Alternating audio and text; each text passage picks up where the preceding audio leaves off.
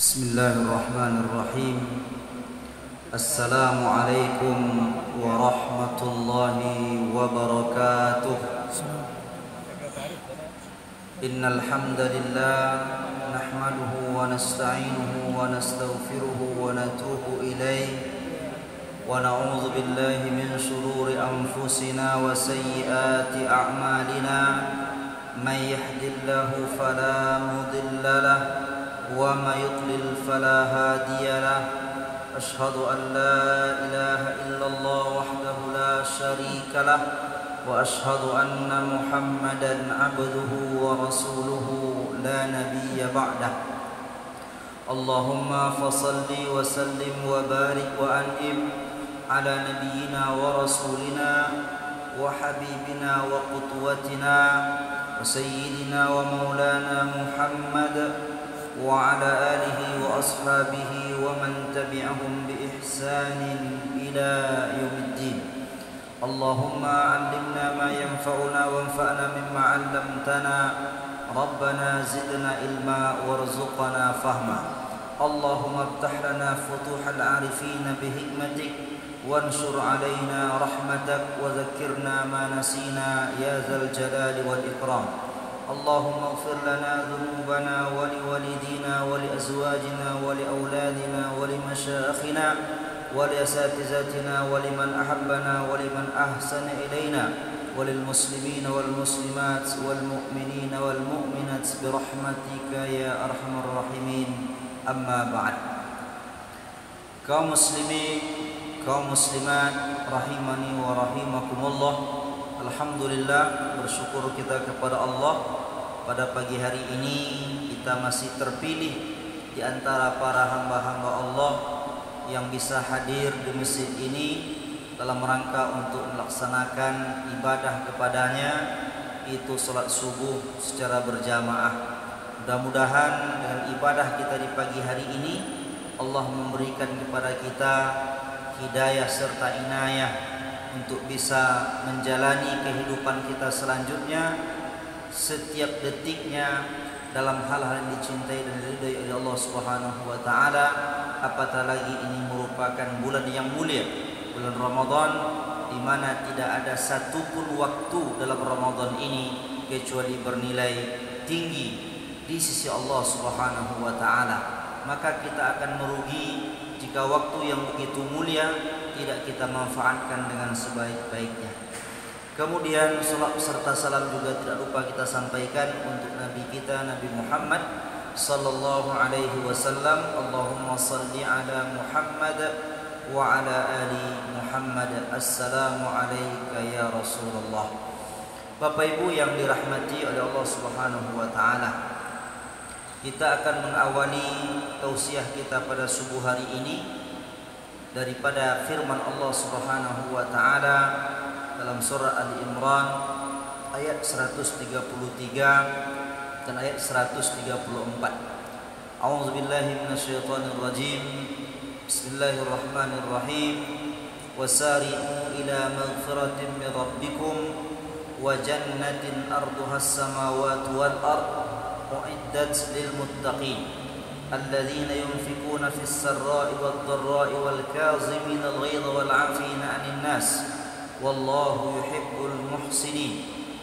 Yang artinya, dan bersegeralah kalian kepada ampunan Rabb kalian dan surga yang luasnya seluas langit dan bumi yang disediakan bagi orang-orang yang bertakwa, yaitu orang-orang yang berinfak dalam waktu lapang dan sempit, dan orang-orang yang bisa menahan amarahnya, dan orang-orang yang memaafkan manusia. Dan Allah cinta kepada orang-orang yang berbuat baik. Kaum muslimin yang dirahmati oleh Allah Subhanahu wa taala, ayat ini Allah Subhanahu wa taala memerintahkan kepada kita untuk bersegera melakukan amal-amal kebajikan tanpa menunda-nundanya ketika niat kita sudah ada, kesempatan ada, kemudian faktor-faktor yang mendukung sudah ada. Karena ketika itu semua Allah sudah sediakan, tidak kita laksanakan, ada saatnya Allah akan mencabut, sehingga niat kita untuk berbuat baik itu semakin sulit untuk kita lakukan. Mengapa kita memperbanyak amal kebajikan, amal-amal soleh dalam rangka untuk mendapatkan ampunan Allah Subhanahu wa taala dan juga untuk mendapatkan balasan, yakni surga, yang surga itu luasnya seluas langit dan bumi. Ikhwat fillah rahimakumullah, namun luasnya surga, ampunan Allah itu semua hanya akan diberikan oleh Allah kepada orang-orang yang bertakwa. Kalau orang-orang yang bertakwa, dalam Al-Quran Allah banyak menceritakan apa saja ciri-cirinya, apa saja sifat-sifatnya. Bahkan di awal-awal ketika kita membaca surah Al-Baqarah, maka Allah sudah sebutkan di sana tentang ciri orang yang bertakwa. Namun di ayat ini, dalam surah Ali Imran ini, Allah menyebutkan juga kembali apa di antara ciri orang yang bertakwa. Dan kita nanti akan melihat bagaimana prakteknya oleh para ulama kita terdahulu. Karena kalau kita bercerita tentang Nabi SAW, berkisah tentang para sahabat Nabi SAW, maka itu tidak akan ada habisnya. Artinya apa? Kisah mereka, kisah Nabi SAW itu sudah menghiasi berbagai macam hal yang disampaikan oleh para ulama, baik itu dalam ceramah-ceramah mereka ataupun di dalam kitab-kitab mereka. Ikhwati fillah rahimani wa rahimakumullah, yang pertama adalah ciri orang bertakwa itu orang-orang yang selalu berinfak, artinya selalu memberikan bantuan di jalan Allah Subhanahu wa taala, baik ketika dia dalam kondisi memang Allah berikan kelapangan rezeki ataupun dalam kondisi yang Allah sempitkan rezekinya. Artinya kebiasaan untuk membantu, berinfak, bersedekah, berwakaf itu tak pernah berhenti dalam kehidupan orang yang bertakwa, seperti apapun kondisinya. Ketika Allah memberikan kelapangan, banyak yang dia berikan. Ketika Allah berikan sempit, sedikit pula yang dia berikan. Yang penting bagi dia tak pernah berhenti. Makanya para ulama juga berpesan kepada kita, terkhusus pada bulan Ramadan ini, kita setiap hari harus ada infak yang kita berikan, meskipun sedikit. Dalam rangka apa? Dalam rangka untuk mendapatkan doa dua orang malaikat, yaitu di antara doa mereka, ya Allah, berikanlah balasan kepada orang-orang yang berinfak. Ya Allah, hancurkanlah kepada orang-orang yang tidak mau berinfak. Artinya setiap di Ramadan ini, karena hadis itu tidak menyebutkan di bulan-bulan tertentu, artinya setiap hari ada malaikat yang berdoa, yang satu mendoakan orang yang berinfak agar bertambah, agar diberi ganti, yang satu mendoakan agar diberikan kehancuran atau menahan rezeki orang-orang yang tidak mau berinfak, apalagi di bulan Ramadan. Maka di Ramadan ini, meskipun bisa tak banyak oleh kita, tetapi setiap hari usahakan. Tak bisa kita 50.000, 40.000, 10.000, 20.000, bahkan mungkin 1.000 rupiah kita yang punya, tetapi kita tetap berusaha untuk ikut berinfak di bulan yang mulia ini. Maka kita lihat contoh fillah rahimani wa rahimakumullah, yaitu salah seorang ulama imam mazhab, Imam Asy-Syafi'i rahimahullahu ta'ala. Kita juga sudah pernah menyampaikan di kajian zuhur, salah satu ketika beliau mendapatkan uang dari Irak, waktu itu dia pulang ke tempat dia membawa uang 1.000 dinar. 1.000 dinar kemarin kita hitung-hitung 20.000 dinar. Kalau dihitung-hitung umpamanya 1 dinar itu dengan harga sekarang 2 juta, kan miliaran uangnya itu. Tetapi Imam Asy-Syafi'i sebelum sampai ke rumahnya, uang itu semua sudah dia bagi-bagikan. Kenapa? Karena dia disambut oleh masyarakat ketika itu. Karena seorang ulama yang besar, yang dihormati, yang dihargai, tentu banyak orang yang menyambutnya. Maka siapapun yang datang menyambut dia, uang itu dia berikan semuanya. Ada lagi sebuah kisah yang diceritakan oleh Al-Imam Al-Mufassir Fakhruddin Ar-Razi dalam kitabnya Manaqib Al-Imam Asy-Syafi'i. Itu Imam Asy-Syafi'i pernah difitnah, Jadi Imam Syafi'i pernah dihukum oleh Harun al-Rasyid, Khalifah Amirul Mukminin ketika itu. Fitnahnya karena beliau ini keturunan daripada Bani Hashim, Quraisy. Jadi waktu itu ada sebahagian pemberontakan dari keturunan tersebut. Maka difitnahlah beliau bahwa sekarang ada seorang pemuda yang dia punya keilmuan, dia punya wibawa yang besar, dikhawatirkan dia akan memberontak kepada khalifah. Maka oleh khalifah disuruhlah untuk ditangkap. Maka ditangkaplah Imam Syafi'i, kemudian beliau dipenjara. Kemudian diborgol, tidak hanya tangannya, kakinya juga diborgol. Maka suatu hari dipanggillah dia, dihadapkanlah kepada Qadil Qudha, yaitu hakim agung di masa itu, Abu Ya'qub.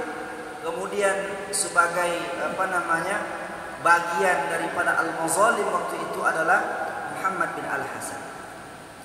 Kemudian di depan Khalifah Harun al-Rasyid. Maka ketika itu ditanyalah dia, apakah dia betul seorang pemberontak atau tidak. Maka dia katakan bahwa dia tidak termasuk salah satu di antara anggota yang memberontak itu, dan dia masih taat kepada pemerintahan yang ada, khalifah yang ada. Maka setelah itu didengarkan, sehingga akhirnya terjadi dialog antara dia dengan Harun al-Rasyid. Di akhirnya itu dia minta nasihat, Harun al-Rasyid minta nasihat kepada Imam Syafi'i, dan diriwayatkan sampai Harun al-Rasyid menangis sejadi-jadinya karena nasihat-nasihat yang disampaikan oleh Al-Imam Syafi'i. Di akhir cerita, ketika sudah selesai nasihat, sudah selesai, ketika akan pulang Imam Syafi'i dibebaskan. Artinya selesai, dia tak dipenjara lagi, dibebaskan. Waktu pulang itu, Harun al-Rasyid ingin menguji seperti apa betul ketakwaan Imam Syafi'i. Maka diserahkanlah uang kepada dia, banyak, tapi dalam bentuk dirham. Kalau tidak salah sekitar 10.000 dirham atau berapa, saya lupa angkanya. Diberikanlah uang. Imam Syafi'i menerimanya, diambilnya uang itu. Maka Harun al-Rasyid ada di hati dia sebuah su'uzon. Uang ternyata diambilnya juga. Berarti ini bisa dibeli, kan begitu. Karena seorang ulama kalau sudah datang dikasih uang diambil, itu pikiran pemimpin ini sudah bisa diukur nih. Sekian ikat cuman harganya ini. Maka Imam Syafi'i dibawanya uang tadi, dibawanya pulang. Oleh Harun al-Rasyid diutusnya satu orang intel, budak dia. Kamu lihat, ikuti dia, apa yang diperbuat oleh Imam Syafi'i dengan uang tadi. Ketika Imam Syafi'i keluar dari istana, maka uang itu dia bagi-bagikan. Membagikannya bukan diambil satu-satu, per genggam. Satu genggam lewat dikasih, genggam lewat dikasih, sampai akhirnya tinggal segenggam lagi uang itu di tangan dia. Dan ternyata Imam Syafi'i tahu ada orang yang mengikuti dia dari belakang. Akhirnya uang yang segenggam tadi dia katakan, ini ambil oleh kamu. Akhirnya tak ada satupun uang hadiah tadi yang dibawanya pulang. Ketika sampai di istana, laporlah sang budak intel tadi. Wahai tuan, kata dia, Amirul Mukminin, ternyata Imam Syafi'i tak tertarik kepada dunia. Buktinya, kata dia, uang yang engkau berikan tak satu pun tersisa di tangannya. Semuanya habis. Saya pun dapat jatah juga. Ini bentuk orang-orang yang memiliki ketakwaan yang luar biasa, sehingga harta yang ada di tangannya itu hanya ibarat sesuatu yang tidak begitu berharga bagi dia. Kenapa? Karena kalau harta itu begitu berharga di hati kita, itulah yang menyulitkan kita untuk mengeluarkannya. Tetapi kalau bagi kita ini tak berharga, yang di sisi Allah lah yang akan berharga, maka tidak akan berat bagi kita untuk mengeluarkannya. Maka orang bertakwa itu diantaranya adalah dia selalu berinfak, baik itu dalam kondisi lapang ataupun dalam kondisi sulit. Kemudian ciri yang selanjutnya adalah orang-orang yang mampu menahan amarahnya, dan orang-orang yang mampu memberi maaf dan juga berbuat baik. Ini tiga hal yang saling terkait. Ikhwat fillah rahimani wa rahimakumullah. Amarah itu adalah sesuatu yang Allah ciptakan dalam diri kita. Maka dia bisa menjadi baik dan bisa menjadi buruk. Kapan dia menjadi baik? Ketika amarah itu diletakkan pada tempatnya. Tetapi kapan dia menjadi buruk? Ketika marah itu diletakkan pada sesuatu yang tidak disukai oleh Allah Subhanahu wa ta'ala. Maka ada sebuah kisah tentang tiga sifat ini. Diceritakan oleh ataupun dituliskan oleh salah seorang doktor yang bernama Dr. Luqmanul Hakim Al-Azhari, seorang ulama muda di Indonesia, berasal dari Lombok, tamat S3 jurusan hadis di Al-Azhar University, dan beliau termasuk seorang yang sangat produktif. Maka dia punya beberapa tulisan kitab, bukan bahasa Indonesia, berbahasa Arab, yang dicetak juga di Mesir, dan bahkan salah satu kitabnya itu tentang mustalah hadis itu sudah masuk cetakan yang kelima. Berarti termasuk kitab yang diminati oleh para pembelajar hadis karena memang sangat mudah dalam berbahasa Arab. Dan tidak hanya itu, kalau tidak salah ada sekitar 10 atau berapa kitab dia bahasa Arab. Di antaranya itu adalah Sabilul Iradah Syarah Hima'is Sa'adah. Jadi dia mensyarah kitabnya Al-Imam Al-Ghazali. Maka di situ beliau menceritakan salah seorang ulama yang bernama Maimun bin Mihran. Maimun bin Mihran ini merupakan ulama senior dan termasuk imam dalam berbagai macam bidang ilmu. Dan bahkan Maimun bin Mihran termasuk salah seorang pengajar anak-anaknya Khalifah Umar bin Abdul Aziz radhiyallahu anhu. Jadi diceritakan Maimun bin Mihran ini dia punya seorang budak. Dia punya seorang budak. Kemudian budak ini ketika itu akan memberikan minuman kepada Maimun. Jadi dibawanya minuman panas. Ketika hampir mendekat, entah apa masalahnya, air itu tertumpahkan oleh sang budak kepada Maimun. Air yang panas tadi tumpah kepada Maimun. Tentu datang amarah dia. Ya, kita saja umpamanya anak kita saja kadang-kadang membuat air tumpah di badan kita tak panas pun marah gitu itu. Ya, ini budak. Kalau budak itu kan sama dengan barang, bisa diperjualbelikan, bisa diapakan. Gitu. Ketika itu, tapi sang budak ini tegas juga dia. Ketika dilihatnya muka tuannya sudah mulai marah, dia mengatakan, wahai tuan, apakah engkau tidak ingat dengan firman Allah Subhanahu wa taala, wal kaziminal ghaiz. Jadi budak ini hebat juga dia. Ketika tuannya marah langsung dibacakannya ayat Quran. Ingat wahai tuan, Allah berfirman, di antara syiar yang bertakwa itu adalah yang mampu menahan amarahnya. Maka Maimun mendengar ayat ini langsung tersentuh jiwanya, dia katakan langsung, ya saya bisa menahannya. Tapi budak tak sampai di situ pula, cerdas juga dia. Wahai tuan, ada lagi lanjutannya. Tidak hanya menahan amarah, wal afina 'anil nas, yaitu orang-orang yang mampu memaafkan.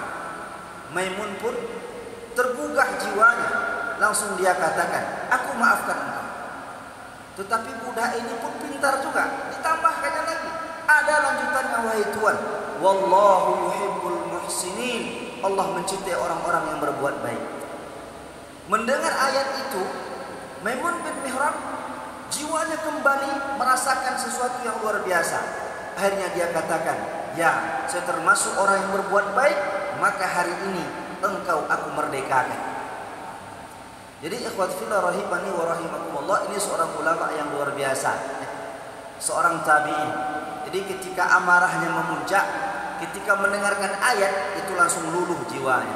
Makanya kita perlu belajar juga sebenarnya bagaimana jiwa kita ini merasakan getaran ketika ayat dibacakan kepada kita, apapun ayat itu. Sehingga ketika kita mendengarkannya ada semangat untuk ingin mengamalkannya, ada semangat untuk ingin mengerjakannya. Maka Maimun bin Mihran yang amarahnya sudah memuncak, ketika dikatakan wal kaziminal ghaiz, langsung dia amarahnya turun. Tetapi tak di situ saja, dia langsung memberikan maaf kepada budaknya tadi. Tidak sampai di situ saja, bahkan langsung dia merdekakan budaknya itu. Begitulah ikhwat fillah rahimani wa rahimakumullah, ketika ketakwaan sudah ada di hati seseorang, maka amarah akan mudah dikontrol, rasa maaf akan mudah diberikan, dan bahkan tidak hanya itu, dia mampu memberikan kebaikan meskipun kepada orang-orang yang telah berbuat salah kepada dia. Makanya disebutkan bahwa orang yang berbuat baik itu bukanlah orang yang hanya berbuat baik kepada orang-orang yang berbuat baik kepada dia. Tetapi orang dikatakan berbuat baik meskipun kepada orang-orang yang mungkin berbuat zalim kepada dirinya. Tetapi memang sulit kalau orang zalim kepada kita, sulit berbuat baik kepada dia. Tetapi disitulah ujian ketakwaan dalam jiwa kita. Kalau kita sudah mampu berbuat baik kepada orang yang berbuat zalim kepada kita, itu sudah tinggi, itu luar biasa levelnya itu. Untuk berbuat kepada yang lain akan lebih mudah.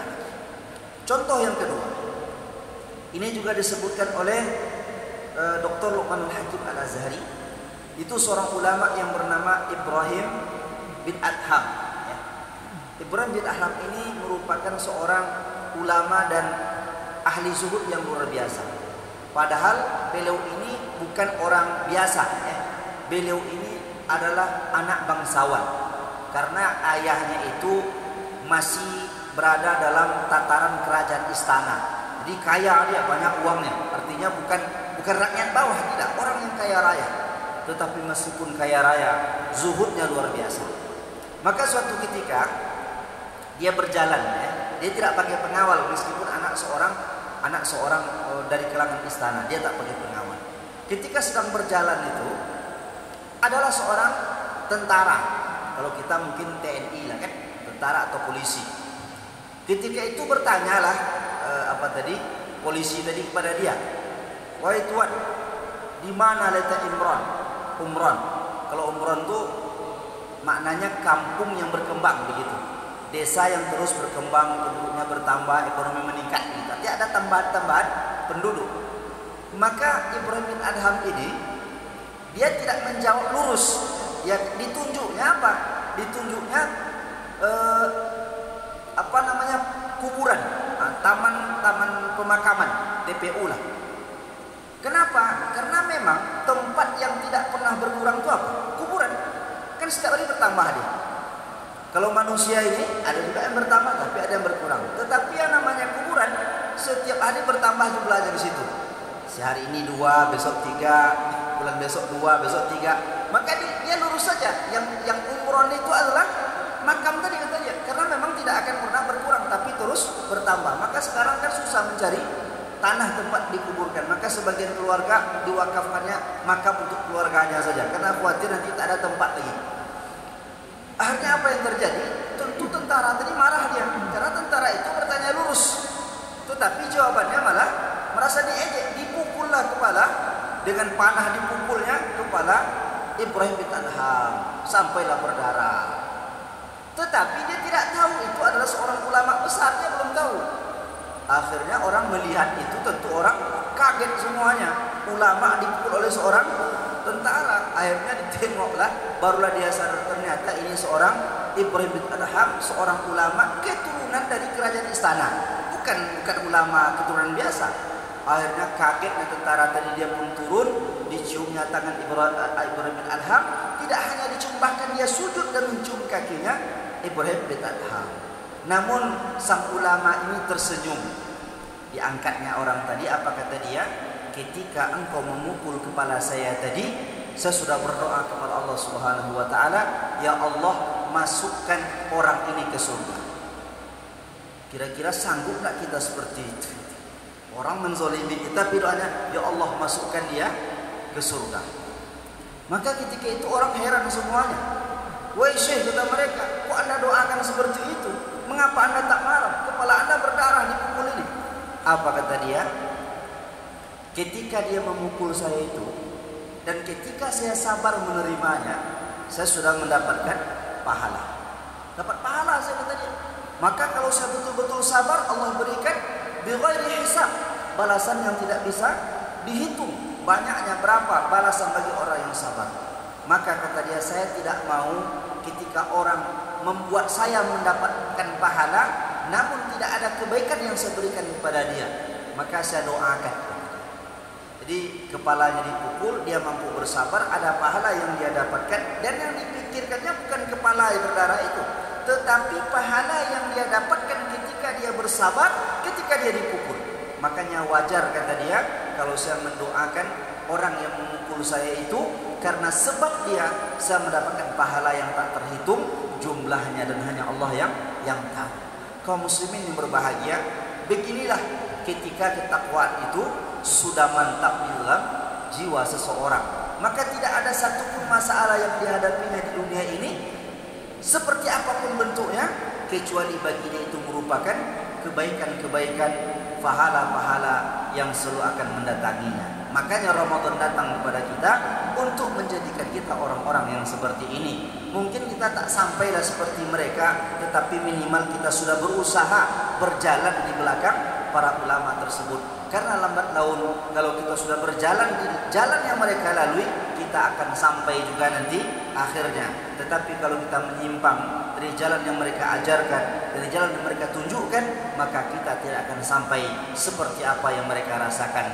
Makanya ikhwat fillah rahimani wa rahimakumullah, orang yang dermawan, orang yang murah hati, orang yang bisa memaafkan, orang yang mampu menahan amarah, orang yang selalu berbuat baik, maka hidupnya penuh dengan kebahagiaan, hidupnya penuh dengan ketenangan, hidupnya penuh dengan kasih sayang, sehingga tidak ada satupun di hati dia keluh kesah, seperti apapun kondisi dan situasinya. Dan kita berdoa kepada Allah, mudah Allah Subhanahu wa taala memberikan kepada kita inayah serta hidayah, sehingga kita bisa melalui jalan-jalan yang telah dilewati dan dicontohkan oleh para salafus saleh kepada kita. Demikian mudah-mudahan bermanfaat. Fa'tabiru ya ulil absar la'allakum turhamun. Assalamualaikum warahmatullahi wabarakatuh.